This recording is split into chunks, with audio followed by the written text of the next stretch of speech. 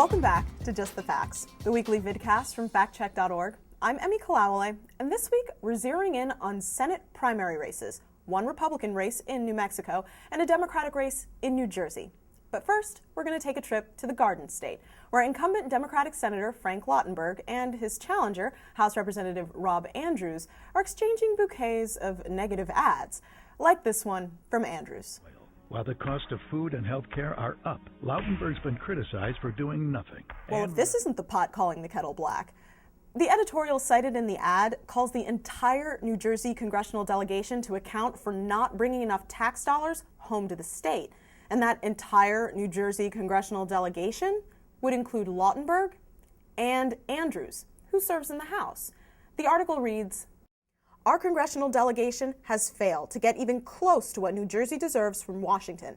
That should be a criterion by which the people of New Jersey judge not just the veteran Lautenberg, but everyone they send to Congress." The editorial also says nothing about the cost of health care or food, the subject of Andrews' ad. Here's another claim from the same ad. While gas prices skyrocketed, Frank Lautenberg hid his profits from the millions he invested in big oil. Hid profits? Ouch. That refers to the fact that Lautenberg, at the time, didn't release his most recent income tax returns. He has since, but not to Andrews' satisfaction. And Lautenberg does, or at least did, have investments in oil and energy companies that were revealed, not hidden, in his Senate financial disclosure forms. But those investments total less than 1% of his multi-million-dollar fortune, a fortune that ranks him the sixth wealthiest member of the Senate, at least according to analysis done by the Center for Responsive Politics. But Lautenberg wasn't going down without a misleading ad of his own. Congressman Rob Andrews voted with Newt Gingrich to slash school lunches.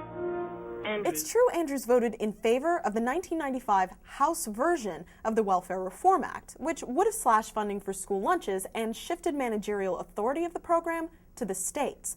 But when the final bill rolled around, Andrews voted against it, and it was eventually vetoed by President Clinton and left on the cutting room floor. Now we shift to New Mexico, where two mailers are attacking Republican Representative Heather Wilson as she battles with fellow GOP rep Steve Pierce for the state's open Senate seat. The first mailer from the Pierce campaign claims Wilson voted for cloning that would create human embryos specifically to be destroyed for scientific research. But that's not true. The bill Wilson voted for was called the Human Cloning Prohibition Act and would have outlawed human cloning for the purposes of producing an infant. The bill's critics, including Pierce, claim the bill didn't go far enough because it would not extend the ban to include cloning of human embryos for research purposes. But to accuse Wilson of voting for something that wasn't in the bill is just false. Another mailer from an anti-abortion group called the Susan B. Anthony List showcases a banner that claims to offer the truth about Heather Wilson on abortion. Let's see about that. First, the mailer and a corresponding radio ad claim, Heather Wilson voted to send your tax dollars to Planned Parenthood, the biggest abortion provider in the United States. And the radio ad goes on. Planned Parenthood is a billion-dollar abortion business. That's misleading. First, Planned Parenthood had gross revenues of nearly $1 billion in 2006, but abortions account for a fraction of its services. Second, Wilson voted against a spending bill amendment that would have ended federal grants to the group, grants for cancer screenings, contraception, and pregnancy and HIV testing. The government doesn't spend a dime to fund abortion services. Critics of the organization argue that any federal funding broadly underwrites all of Planned Parenthood's activities.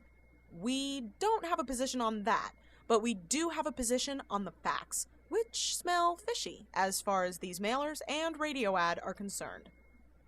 And that's it for this episode of Just the Facts. For more fresh-cut facts on the congressional races, be sure to check out our website at www.factcheck.org. I'm Emmy Kalawale. Thanks for watching, and see you next week.